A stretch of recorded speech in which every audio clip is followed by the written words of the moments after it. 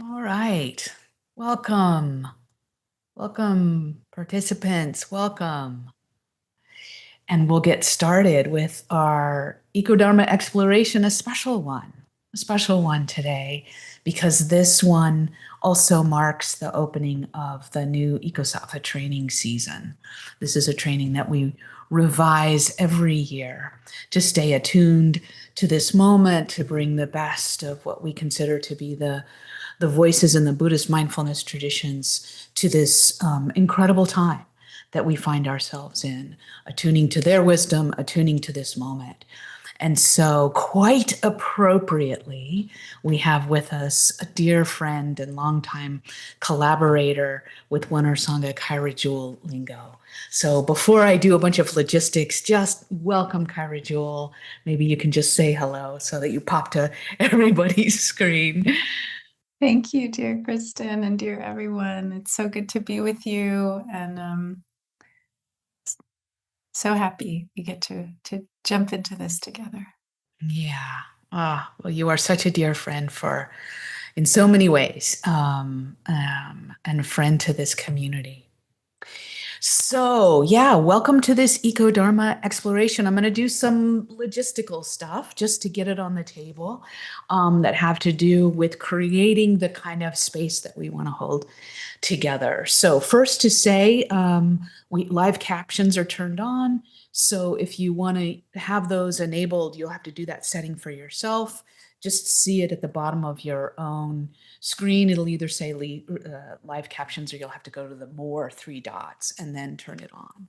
Okay, so now I'll take a moment to do a quick review of our shared agreements.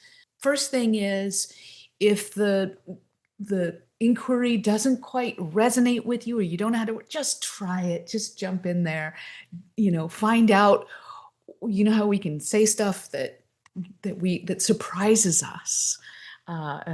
Sometimes the unformed thoughts are the best. So try on new ideas, doing things differently, ways that you may not be familiar with. Always attend to yourself, speak about your own experiences.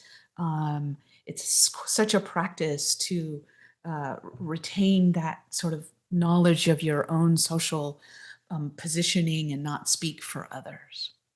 You can always say I pass.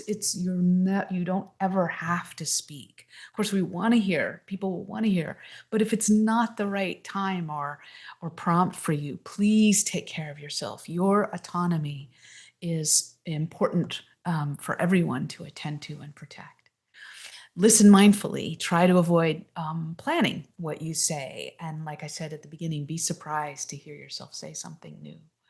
And then in that, really touch into the body, to the breath, and listen with your whole self, maybe not just the habitual response rehearsing that can often happen in my mind anyway.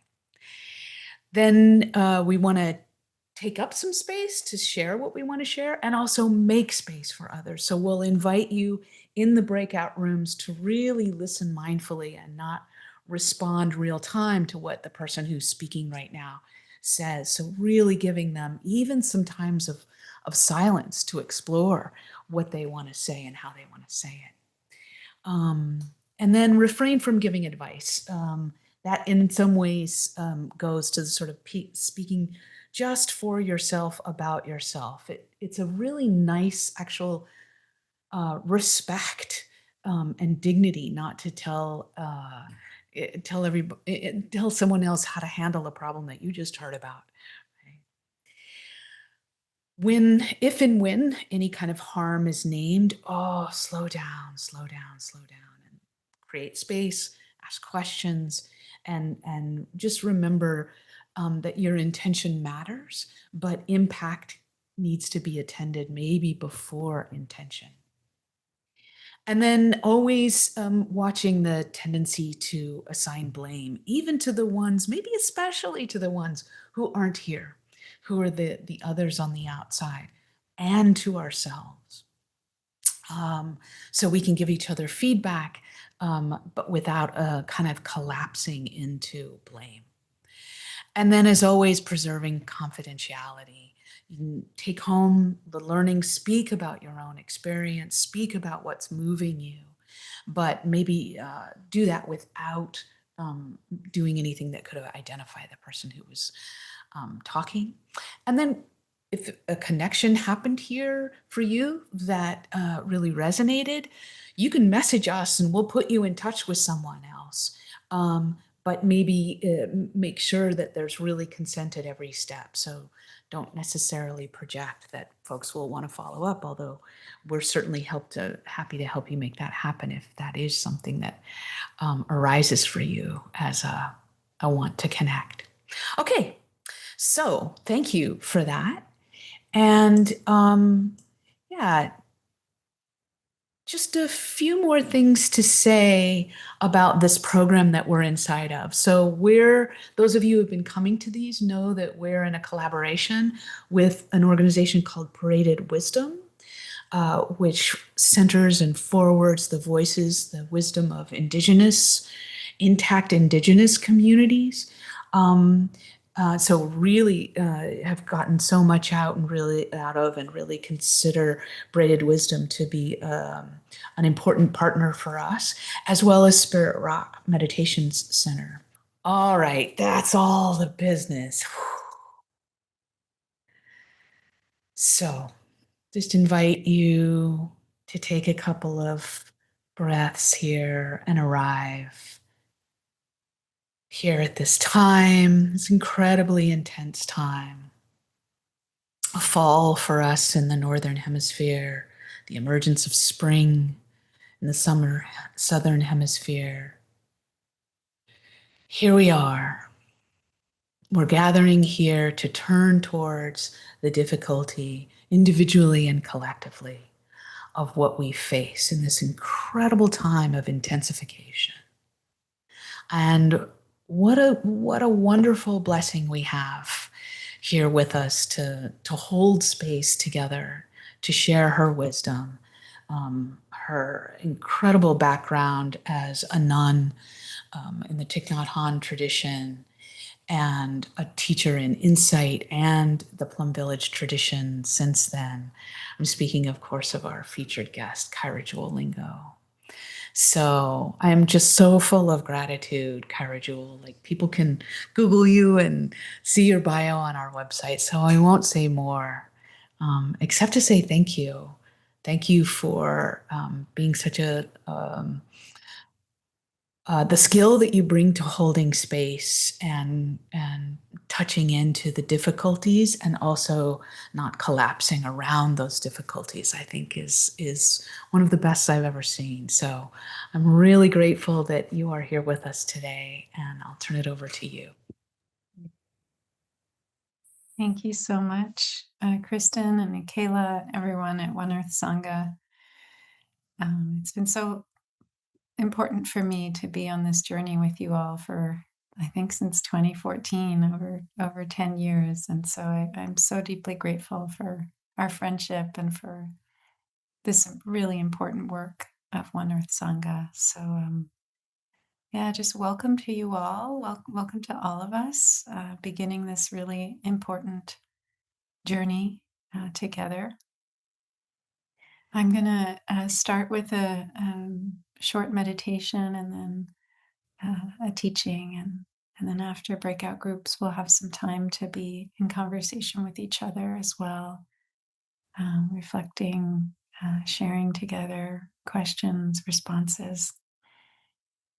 Yeah, so the meditation I'm going to offer you is inspired by something that I touched on a recent retreat. I was on a month-long silent retreat at Forest Refuge, and kind of a spontaneous, yeah,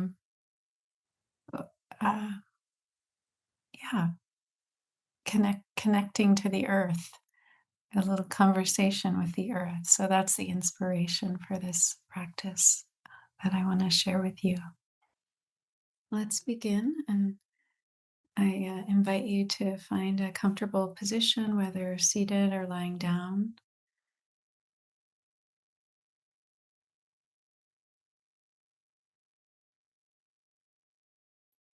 where you can let your body settle. And you're welcome to allow your eyes to close if that feels good, or keep them open.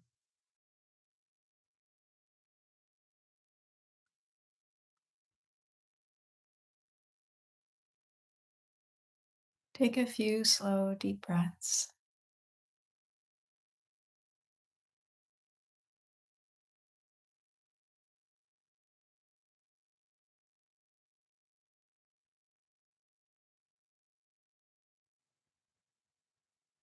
With each exhale, let go of some tension that may be carried in you through the day. And with each inhale, gently welcome this moment, this breath, this body, this earth holding us all.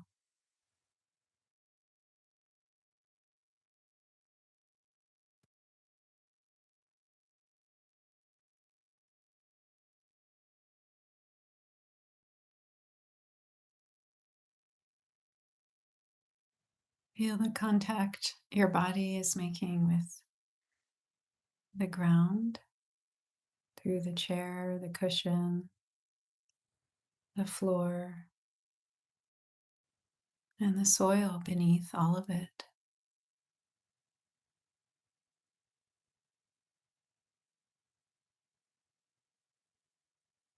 Sense the solidity, the reliable presence of the earth holding you.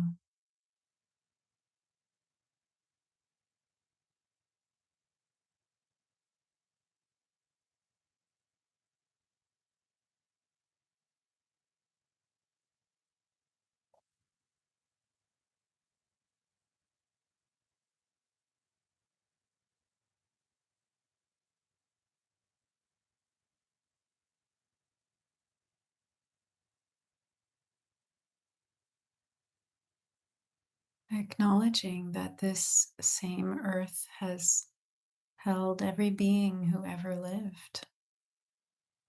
Trees, rivers, ancestors, animals, and all who will come after us.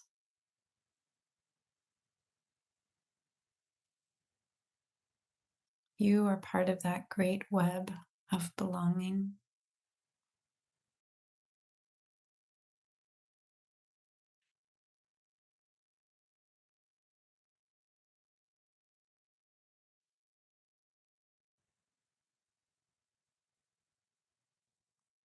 And now begin to soften the muscles of your face.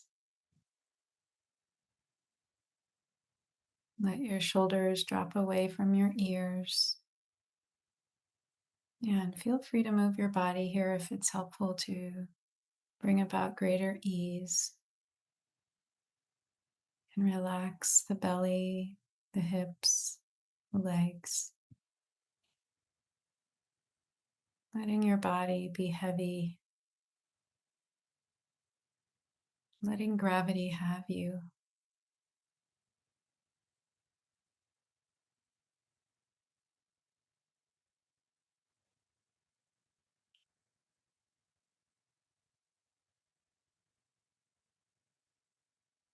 And let yourself really be held.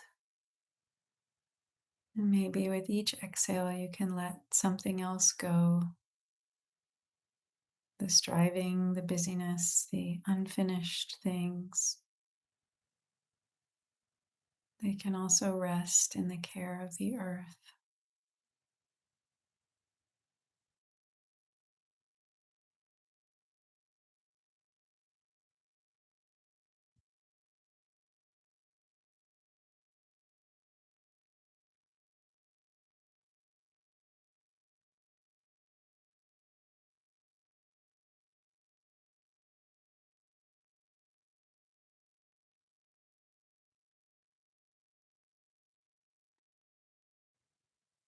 As you allow for the possibility of releasing, notice what happens inside.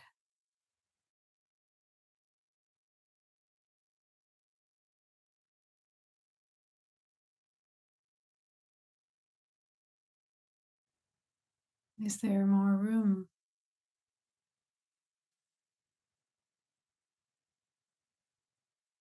Maybe a softening,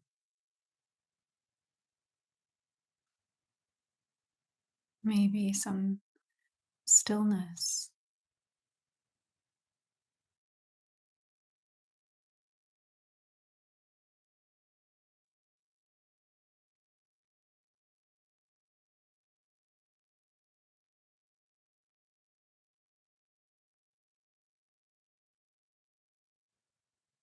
And now begin to sense beneath you and all around you a subtle field of energy, the living presence of the earth.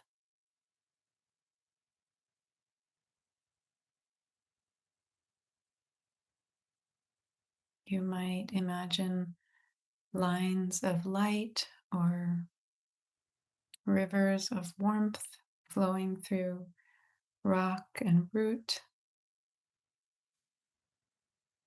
flowing through the earth and meeting right beneath you, right beneath where you sit.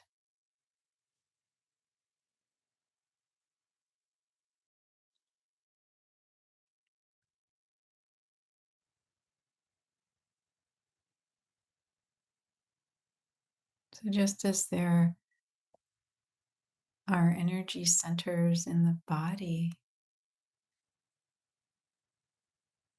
you could connect with the possibility that there's an energy center in the earth and it's right where you're sitting.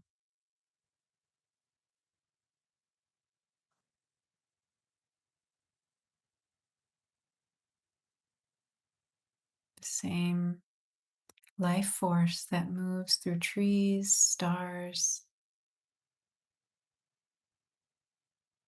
It's there in you, in your breath and your heartbeat.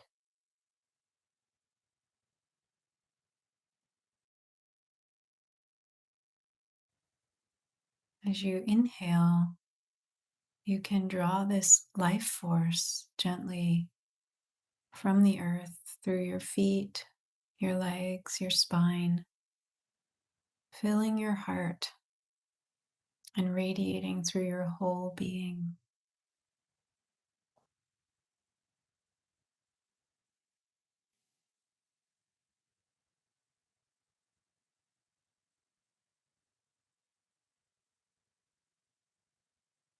Or if you find it helpful to visualize sending a taproot down from your spine down into the earth, like a plant sends its deepest, longest root down into the earth. You could play with that,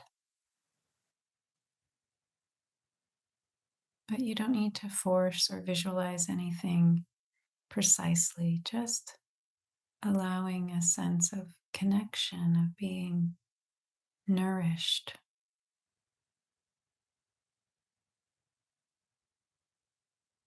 by this particular point of the earth right beneath you.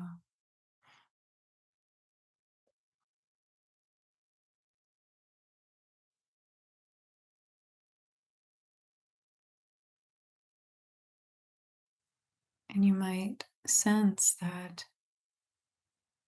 the energy flowing up into you carries qualities of vitality, calm, beauty, harmony,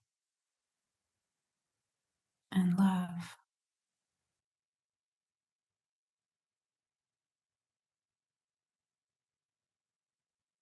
That it knows how to balance and renew you.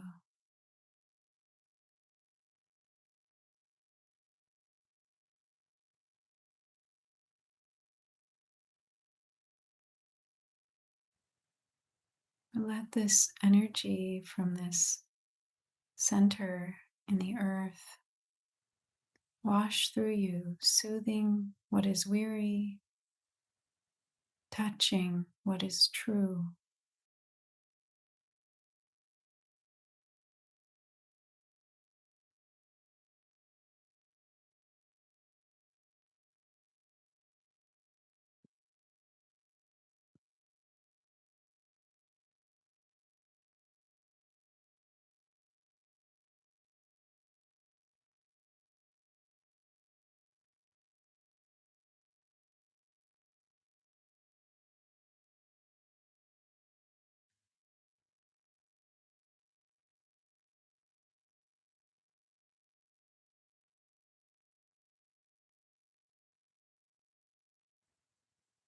Now you might widen your awareness beyond your body, beyond the space that you're in, to connect with the vast field of energy and consciousness that surrounds and includes all of life, the luminous web connecting every being.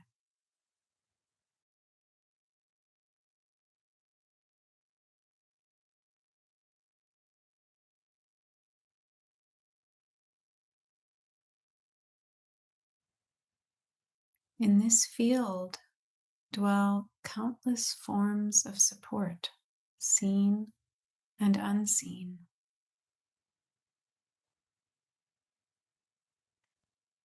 The kindness of the trees, the patience of the mountains, the love of ancestors and guides,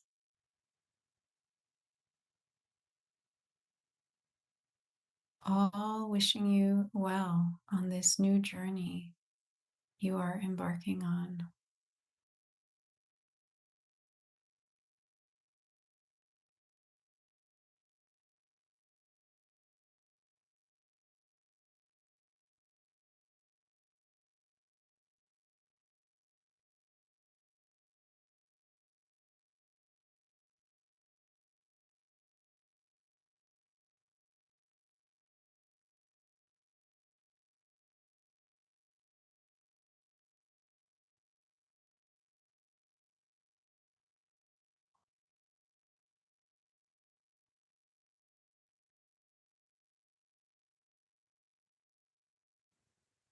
Maybe it's possible to open to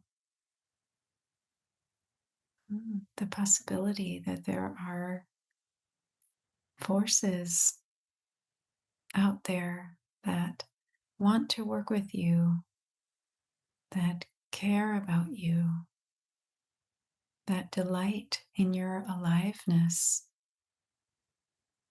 that whisper, you belong, you are part of this family of all beings.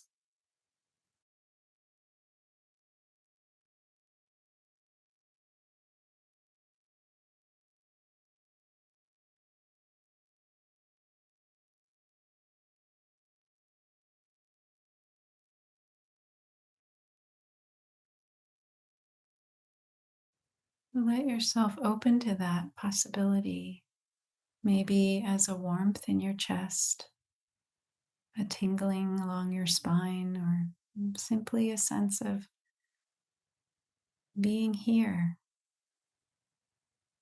being present. So let it arise however it wants to.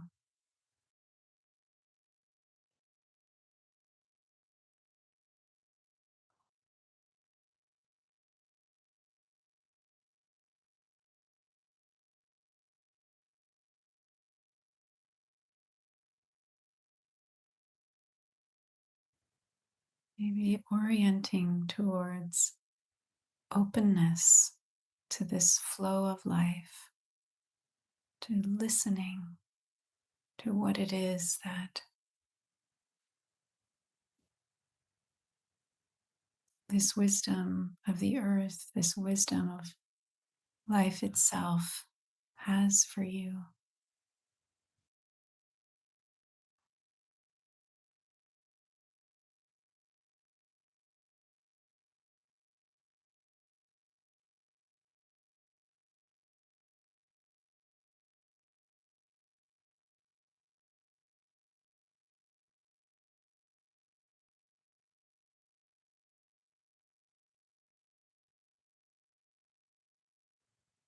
with the exhale, you might offer back your own gratitude, your own care, your own intention to live in kinship with all beings.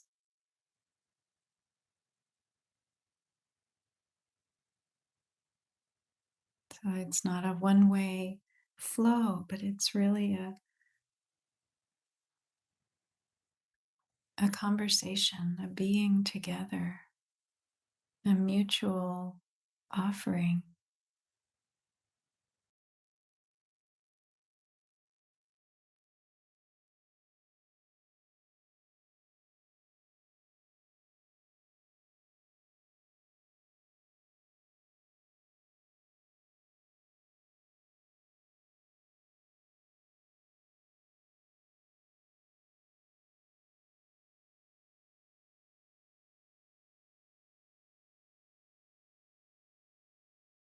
So just let yourself rest here, breathing with the warmth.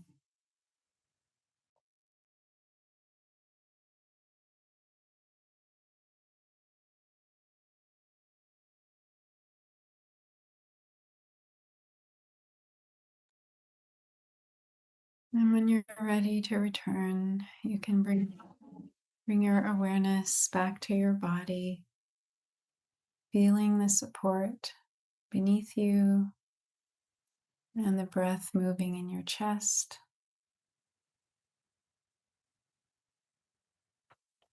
As you open your eyes, letting yourself carry this sense of connection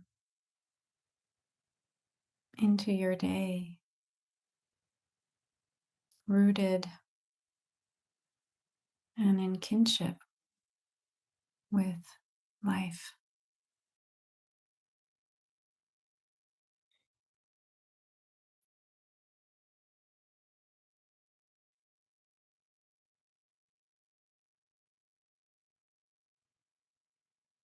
Thank you, dear ones, for your practice.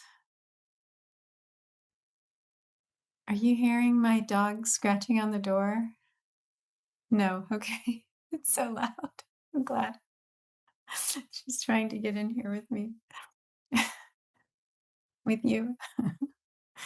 That's the web of life right there.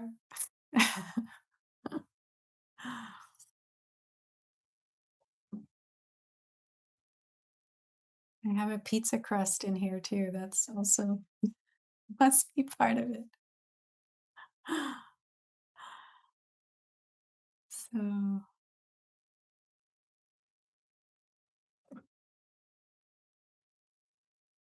so now I want to begin some words for you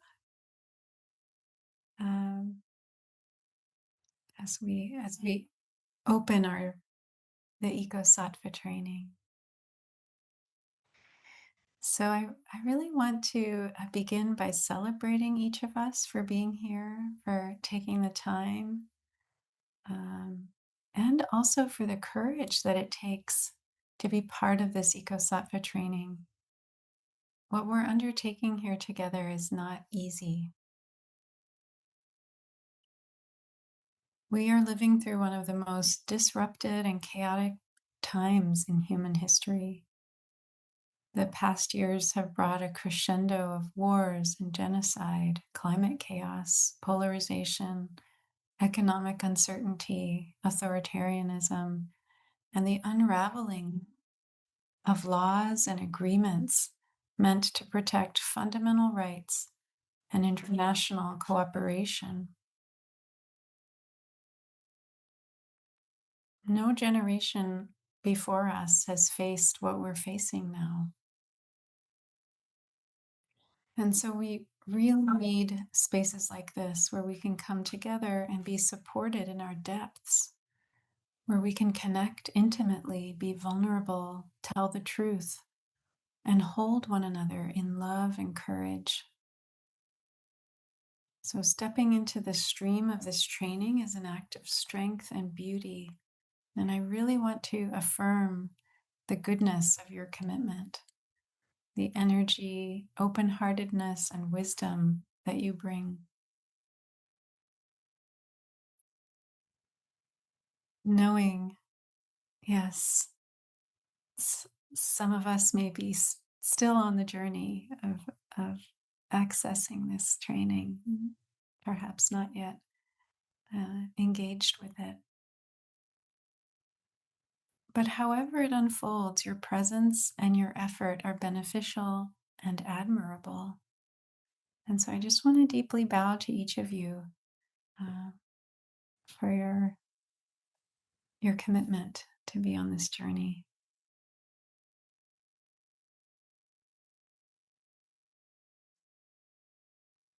And I invite us to begin by calling in support from an ancestor, an animal guide, an element, or a place on the planet that gives you strength. So you might bring to mind someone or something that you take refuge in, a being or place that inspires you and nurtures your care for this world.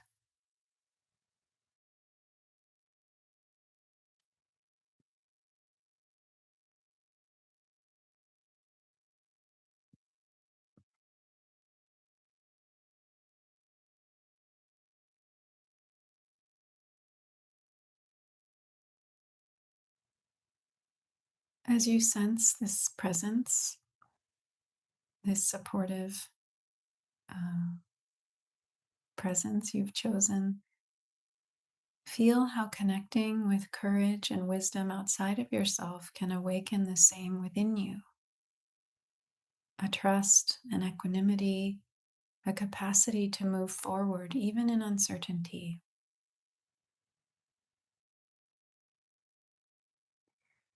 Humans, as a species, we have known how to move forward in difficulty for millennia. We have been doing it, and that knowing exists in each of us right in this moment. And we can draw upon that, and not only humans, but the more than human world and the earth.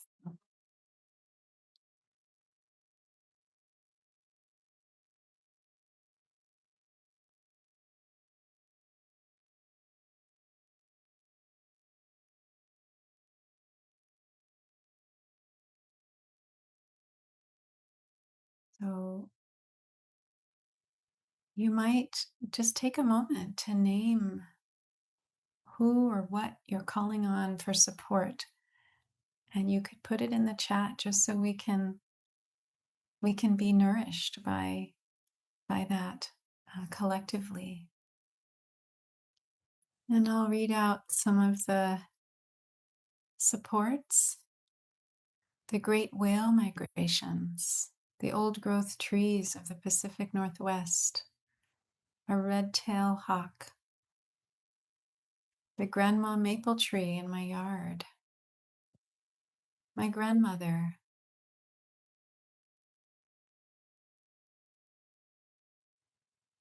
parents, a beloved lake, white Tara and Vajrayogini, the Pacific Ocean, my groundhog friend, the native plants that endure and return, cranes with their ancient wisdom, grace, and long migrations, the sun, the Sandia Mountains of northern New Mexico, my blood ancestors, one of them an abolitionist, dog ancestors of great wisdom and kindness, the Wimal Columbia River, my dad Ed, his energy and strength, the majestic white pine. So those are just some of these beautiful sources of support. Thank you for sharing them. I notice when we do this collectively, I feel like I can draw on those things for support too. Did that happen a bit for you as you heard some of the other ones? Yeah, beautiful. So, yeah, thank you. One being I would like to invite us to be in touch with as we begin is a bodhisattva, a great being uh, called the Earth Holder Bodhisattva, or we could say an Earth Holder is basically like an ecosattva, right? And in an ancient text in Buddhism, there's a bodhisattva named Dara Nimdara, which is the Earth Holder Bodhisattva. I'll put the name in the chat so you can see it. Um, and in the texts, this bodhisattva is a protector of the earth, and they help deepen communication between humans and other species, and they help preserve the planet. They help protect the planet and all living beings by taking care of the air, the water, and the soil. So, so we are all Earth Holder Bodhisattvas. We are all Ecosattvas. Each of us is here because we're called to make protecting and honoring the earth a top priority.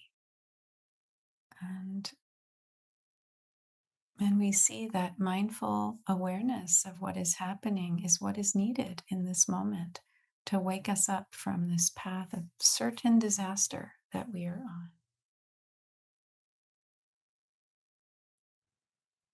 So I invite you now to also take a moment to connect with your deepest motivation for being here. So, what do you care about so deeply that it brought you to this course? What are you hoping to learn, strengthen, or cultivate by, joining? So, as Frederick Buechner asks, where does your deep gladness meet the deep hunger of the world?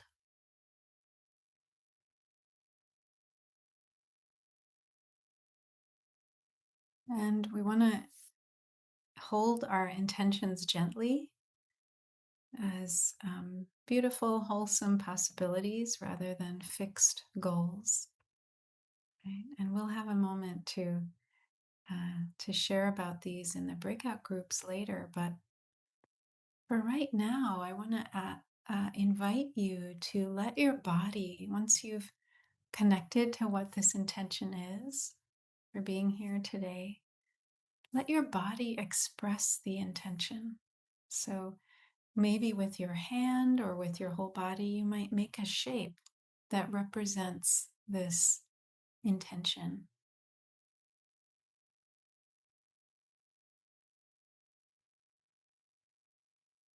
Mm.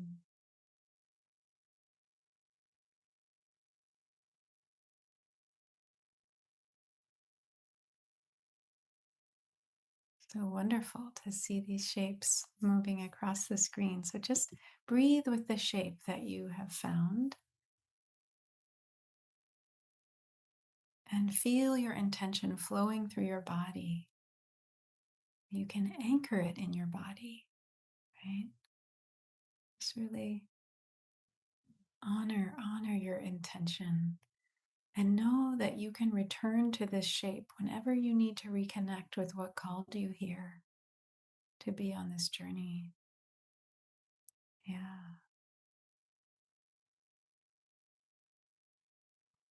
Thank you. Thank you for these beautiful shapes.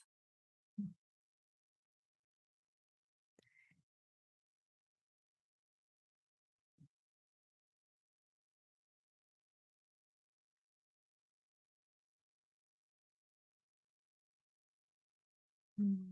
So, we really want to bring our body along on this journey. We are animal bodies, right? We're wise organisms that have evolved in relationship to the earth for millions of years. And so, tending to our nervous system is a way of reconnecting with life itself, right? Because the climate emergency and all of its interrelated realities, they have a real impact on our nervous system. Some of us will experience our grief and anxiety and climate stress as numbness. Others will experience it as strong emotions. And still others will experience alternating numbness and strong emotion at different times. So it's important to have practices that allow us to metabolize our grief, our anxiety, our stress in our daily life so that they don't build up in our body. And when we engage with these very natural responses to a world in crisis, when we engage with these emotions and hold them regularly, we grow familiar with them, and then the practices that we use can really be trusted companions that we can turn to whenever we encounter suffering in the world. They can be steady friends that help us to stay connected to our bodies and allow our emotions, even numbness, to move through us with greater ease. So I've found this, I call it the 6-part vagal nurturing sequence. I found this a very helpful practice. So I want to offer it to you. And there are many, many other practices that you may find helpful and grounding, and I encourage you to definitely make use of them. The vagal nerve, as many of you know, is the longest nerve in the body, and it touches all the major organs. And so when we tone that nerve, we are building our own resilience. We're strengthening the capacity in us to bounce back from difficult experiences stronger and more resourced. So this a set of 6 basically holds or movements with our hands, self-touch. They support the vagus nerve. So I invite you to do this with me. We're going to begin with the ears. I'm turning my head so you can see. We're going to massage the edge of the ear from the top all the way down to the lobe. And we'll do that 2 more times. So it should feel good, this little massage of the outer ear. Because we first listen to know if we're safe. So just rolling the outside of the ear between the fingers. Good. And if you have glasses, you can remove them. We'll bring this fleshy part of our palm to cover the bones of the eyes. So we're not putting pressure on the eyeball. We're just closing the eyes and letting our eyes get bathed in restful darkness.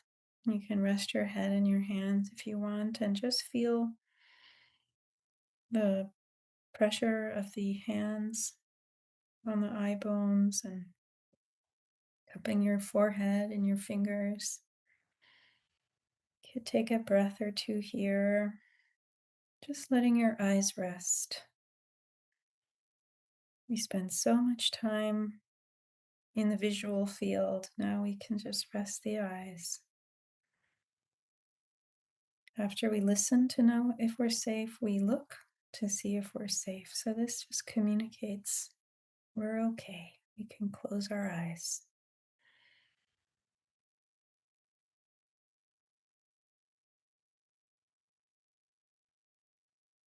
Good. And then the next one is to just cup your face, cup your cheeks in your palm. Just feel the touch of your hand on your chin and cheeks. Just bringing a kindness to yourself. Maybe visualizing someone that cares about you very much, holding your face with great tenderness and affection.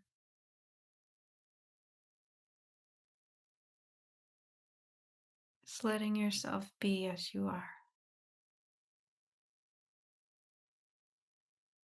Nothing to change or fix, just being. and resting.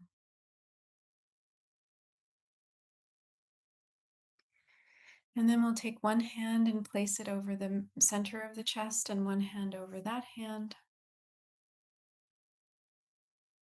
Breathing here into the chest and feeling just a kind of friendly, supportive blessing of the hands on your chest. And research has shown that this posture communicates directly to the amygdala, this center of fight, flight, freeze in the brain, that we are safe. It calms the reptilian brain. So you could whisper silently to yourself, I am safe. I am safe.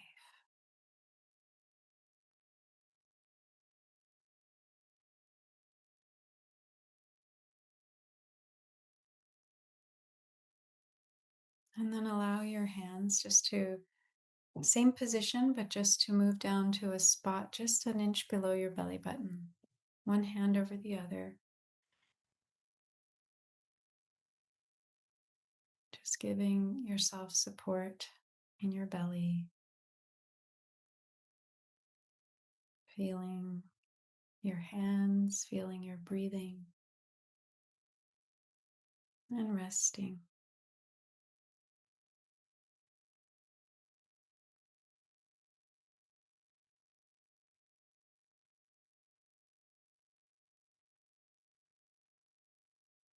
Comforting, being present for yourself.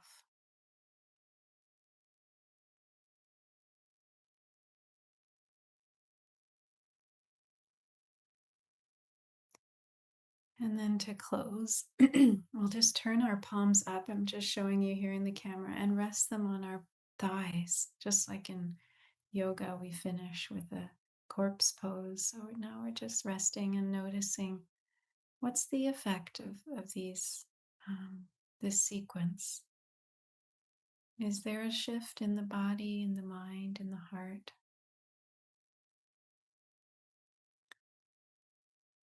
Just breathing and feeling and opening to what's here.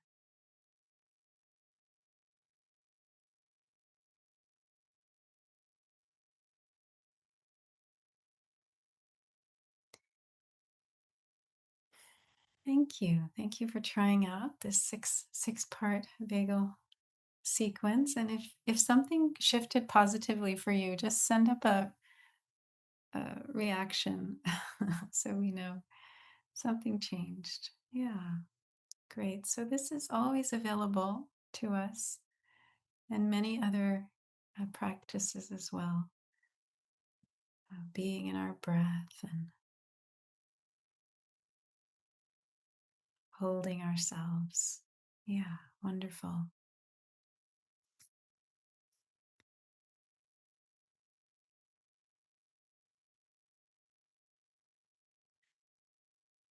So So we are here because we sense there's value in a spiritual response, a spiritual practice in this moment of global transformation, of worldwide upheaval, right? And Buddhist wisdom, especially the teachings on not self and interbeing, they offer us a way to realign our perception with reality. So, the delusion of separation between self and other, humans, and the more than human world, this is at the root of our collective suffering and our planetary crisis. When we truly see our interconnection, we naturally respond with care, respect, and love. If we want safety for ourselves, we have to ensure safety for others, including the water and the soil, and safety can mean health, right? If we want health, we have to ensure the health of all that supports us, that is us. So if we want to thrive, we must help all beings thrive. We don't live on the earth, we live within the earth. We are embedded within this natural world. And seeing this clearly allows us to act skillfully, because this isn't an abstract insight, it's very practical. So we begin this process of turning to respond skillfully with accepting that we are in a free fall, right? Our societies, our systems are collapsing, and if we don't turn towards that and honor the reality of that, we cannot move somewhere else, right? So, in a sense, we've all been given a terminal diagnosis. And we um, if we open to that, we can decide how we want to move forward. If we are stuck in denial, then there's no generative way to move toward healing, to move towards something life-giving. But what might really be possible if we face the reality that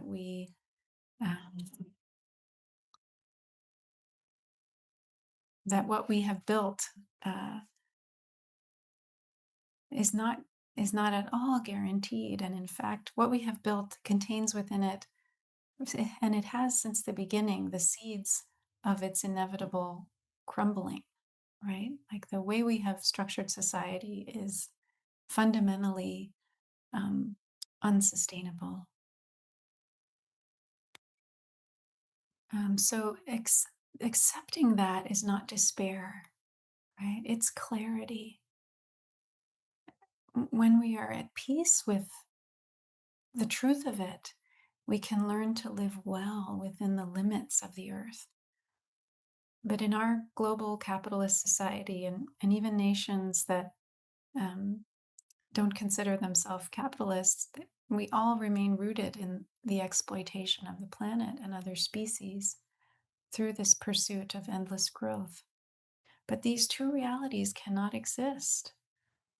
Endless growth and the health of the earth are fundamentally incompatible. If everyone on the planet were to live at the standard of wealthier countries, we would need 9 Earths to sustain us. There's no planet B.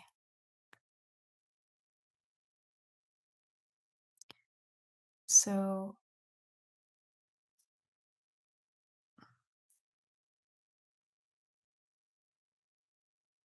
this is the first noble truth, right? Recognizing suffering. Collective suffering exists, and it opens the way to the second, third, and fourth noble truths, that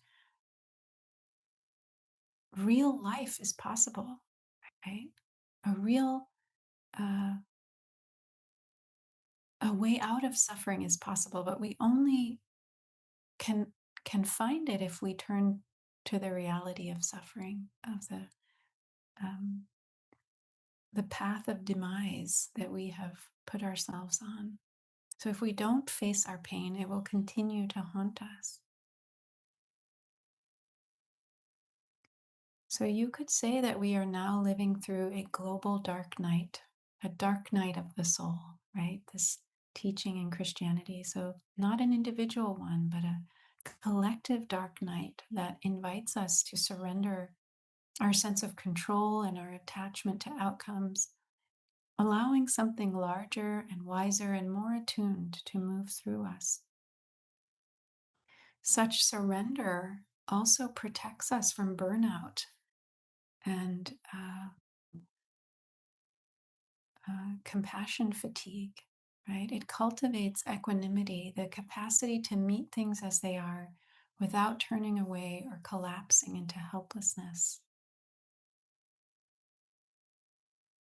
So, eco-sattvas and earth holders are part of this really important work of recognizing, hey, the plane is not going to stay in the air. And the sooner we wake up to that, the more chances we have for a gradual descent versus a nosedive burst into flames, right? We can guide our plane to a softer, more deliberate descent, but we first have to accept that the plane's not going to be able to make it to its destination. But because of our awareness and our compassion and our care for all beings, we can make this landing, no matter how difficult, as life affirming as it can be. In the parable of the sower, Octavia Butler describes a dystopian future where the world is ravaged everywhere by climate catastrophe and societal breakdown. The protagonist is a teenage girl, Lauren Olamina, who is the only one willing to see what is actually happening. While the adults cling to a crumbling world, hoping things will somehow return to normal, she looks directly at collapse and prepares to live within it. She studies, gathers tools, and trains her body and mind for the inevitable unraveling. When the walls finally fall, she survives. And out of the ashes, she begins to imagine something radically new, a community guided by the living truth that God is change. Lauren's capacity to imagine a new future arises precisely because she stops denying the end of the old one. So this is a quote from her new religion that she begins to create called Earthseed, Books of the Living. It says, all that you touch, you change. All that you change changes you. The only lasting truth is change. God is change. Vanessa Machado de Oliveira in Hospicing Modernity invites us into a similar response. She says our task is not to save modernity, which is this belief system and global social and economic structure that has brought us to collapse, that's built on colonialism and othering, separation from the earth. So our task isn't to save this modernity, but rather to accompany it as it dies with dignity. This doesn't mean giving up or turning away. It means tending the endings with presence, humility, and care.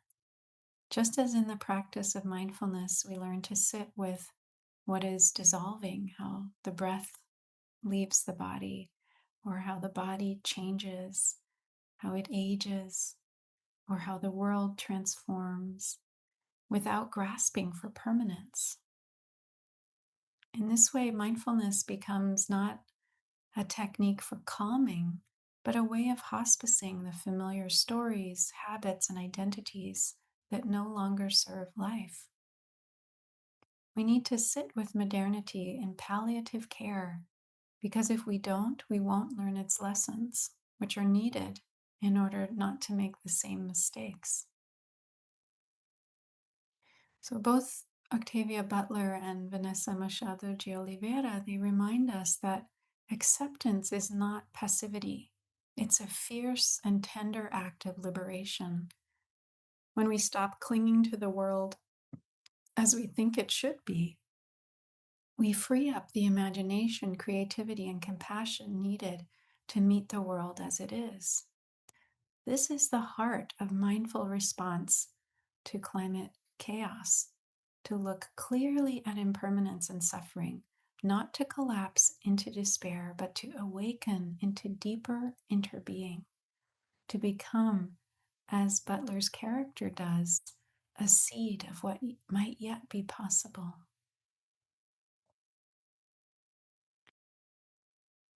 So, as Walida Imarisha reminds us, all organizing is science fiction.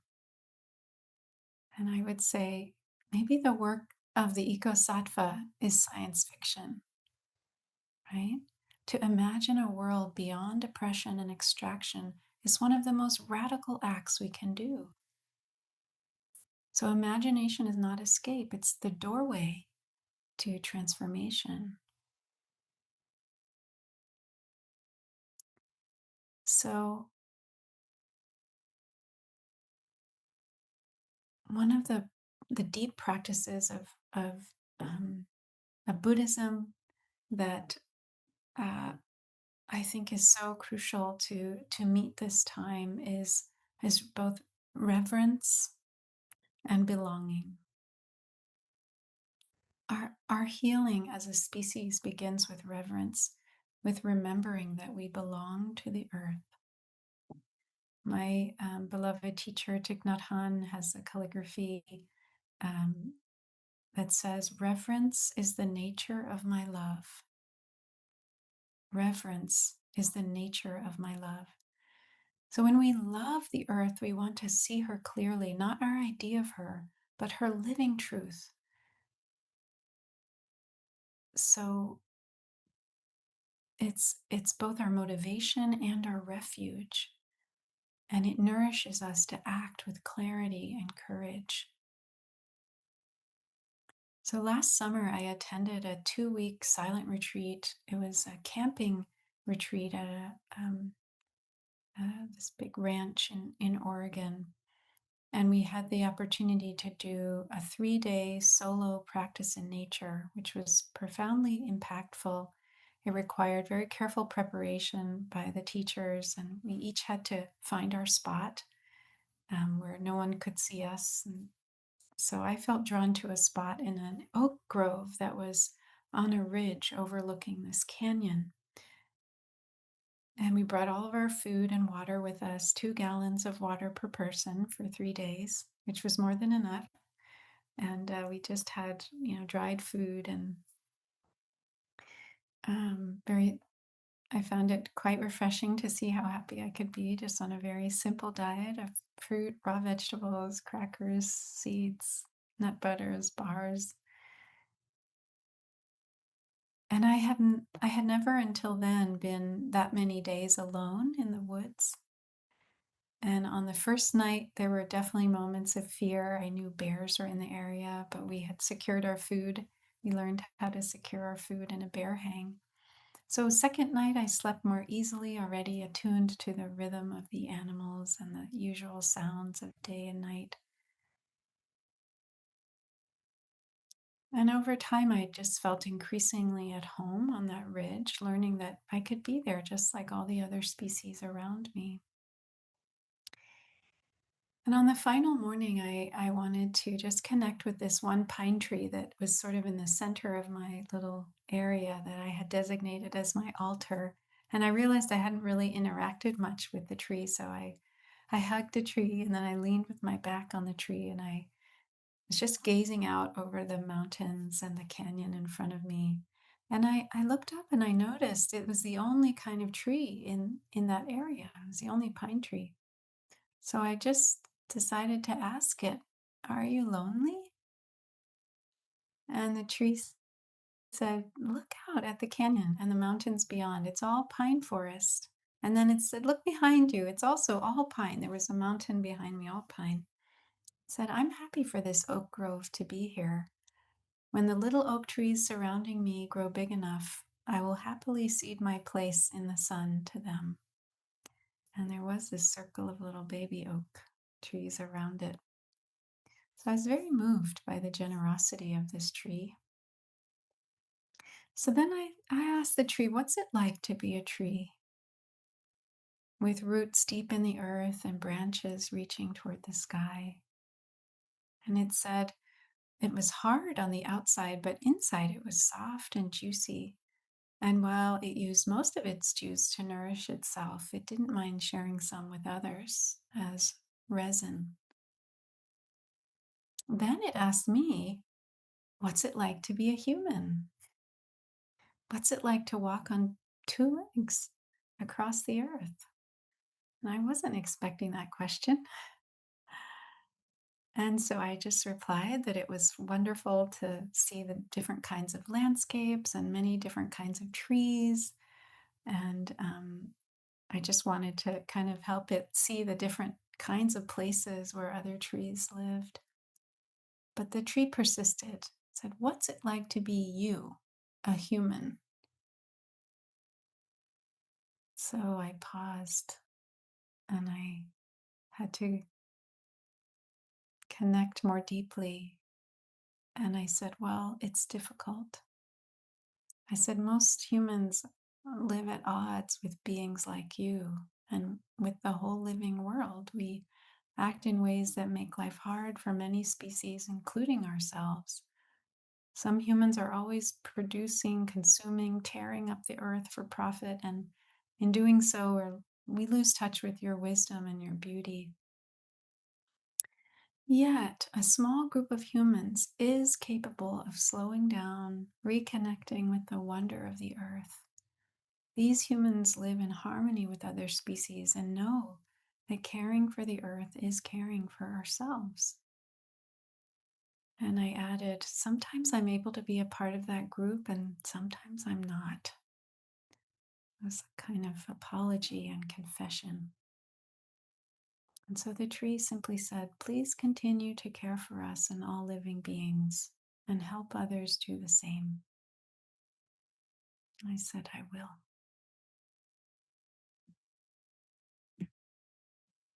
So I think that's all of our tasks as eco-sattvas on this journey, right? To listen to what it is that we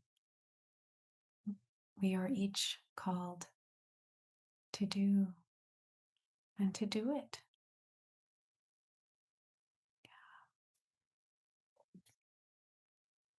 So I want to really wish us all well on this journey, this EcoSattva journey.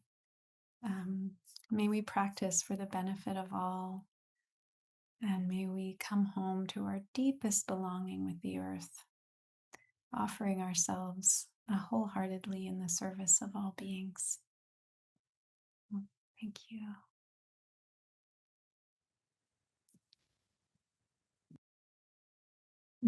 Thank you, Kaira Joel. Thank you so much for that. And yeah, for those of you who are joining us today because you're beginning the EcoSattva training or still finding a group or thinking about joining it, um, or you're good to go and you're ready to dive in. I think you know what Kaira Joel is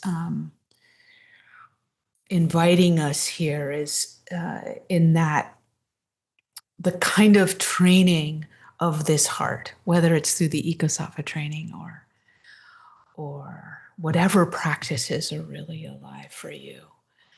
The the mind training, the heart training to keep turning toward, to be with, to companion ourselves, our ecological kin, to companion our brothers and sisters and siblings of human form at this incredibly intense time, and to companion the earth. It is such an invitation. And I think that vision that you just provided us, Kara Jewel, of this conversation with a tree in the forest, a real heartfelt exchange, what can happen if we slow down. It may not feel like this is part of the radical response that we need to have to undo all the injustices of the world. But I would say it is a necessary beginning and sustenance for that very work. What mind, what heart will I bring to that work? And I think you're inviting us for that. The cultivation of the kind of mind, heart, and body that I want to bring to my work for the world. So it's in right relationship, if you will. I don't know if you want to comment on that. And we can also invite others to share their thoughts about what you just shared, Kara Joel. But yeah, I just wanted to really thank you and offer that possibility of seeing ourselves all in the kind of training and cultivation, no matter what program, online programs we might be subscribing to. Yeah. Thank you again, Kaira Jewel, for joining us today for this combination event of an EcoDharma exploration and the launch of the new season of the EcoSattva training. And for those of you who are registered for the new season of that, joining for the first time or maybe doing it again with hopefully with others, but there's all kinds of ways for you to participate, including maybe looking at our group directory, joining an online group or an in-person group, creating a group if you don't see one. What a gift to invite others, give them something to join that is held in the kind of wisdom that Kaira Jewel was just bringing here for us today. That's really what the EcoSattva training is all about, is this nuanced practice of accepting what is happening and yet not becoming passive in that, really taking an active role in setting the conditions for the kind of future that we want to see, that's based in ethics and virtue and an understanding of kinship, including the ecological and all the lives that are impacted by that in ways that are seen and unseen. So what a time to be alive, as Martin so beautifully put it. Yeah, it is an incredible time to be alive, and we can feel resistant and diminished by that. And my goodness, if we do, oh, I'm with you. Like, my heart is with you. But that's not the whole story, right? There's so much more for us here. We can accompany ourselves and each other, and that's really what the training is about. So really invite you to check out, maybe Michaela, you can put in the chat onersangha.org/ecosattva if you want to learn more about that and all the different ways that you can participate. And then to say that, yeah, these are monthly gatherings, as I mentioned at the top. EcoDharma Explorations being a collaboration between Spirit Rock, Braided Wisdom, and One Earth Sangha. And next month's gathering is hosted by Braided Wisdom. It's going to be, I'm going to share my screen because this is like so exciting and awesome. This is Introducing the House of Yen, a sanctuary for spiritual and queer liberation. So Sonali Sanjita Balaji, who is brought to us in collaboration with Braided Wisdom, is going to be hosting that. So you can see all of our EcoDharma explorations by going to onersangha.org/explore, or just finding it here on the menu. So, and then this one will be, the recording for this one will be available sometime in the next week or so, and we'll have the resources that were mentioned here, including things that Kaira Jewel is offering. So maybe, Kaira Jewel, you can just go ahead and give voice to the things that are happening, as well as Sure. your website, just so we can get that in the space.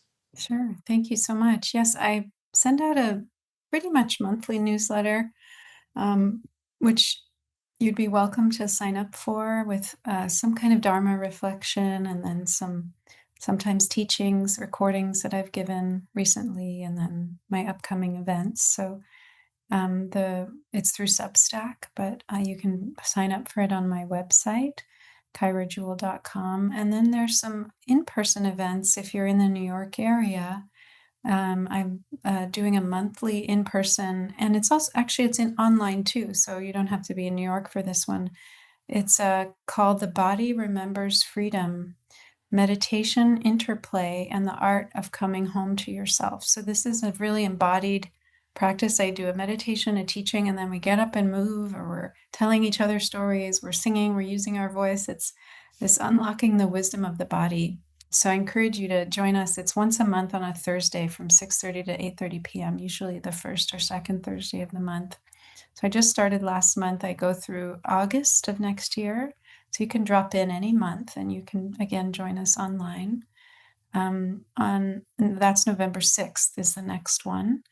On the November 8th, I'm in conversation with Resma Menakem, the author of My Grandmother's Hands on Healing Racialized Trauma.